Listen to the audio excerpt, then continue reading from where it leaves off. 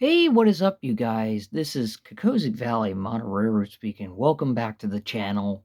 Well, I'm going to be doing what's on Coco's workbench today is the part one of restoring the 040 steam engines. The first engine we're going to be restoring is the working on the New York Central 040.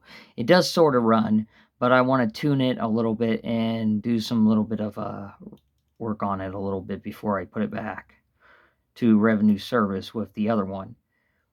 We did finally find some parts for the other 040, some wheel sets and different things, because you could see a few items here, a couple wheel sets for the other one. So we're going to tear this engine down and figure out what's going on with it. Main thing, even if you're tearing apart a train, you're going to have a cradle. The cradle's like the main part if you're going to refurbish these engines, is to have a proper cradle to refurbish your trains. Most common thing is to refurbishment on these engines. And most of the time when I'm refurbishing these models, I normally can figure out what is the problem with this engine. Worst case scenario is it's not going to run, or it's just not working correctly. And most of the time, finding the parts you need and what you need to refurbishment is another thing.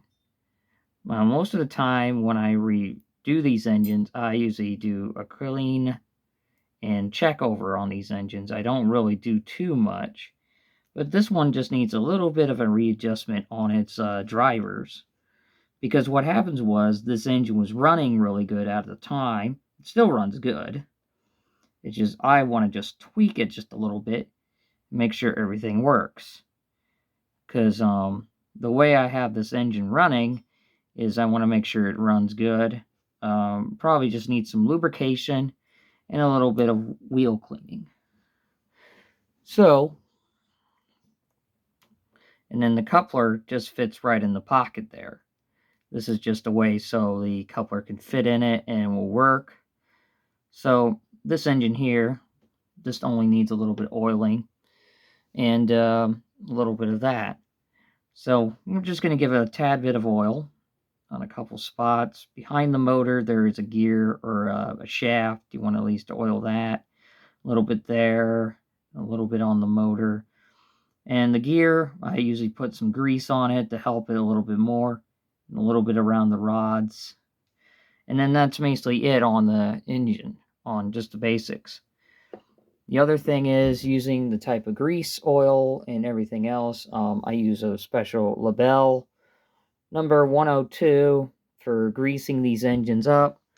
And normally it's a gear grease, so this is just for the main engine itself. So I usually put at least a layer of oil on there, not to be too much of it, but enough where the gear can at least survive a little bit longer.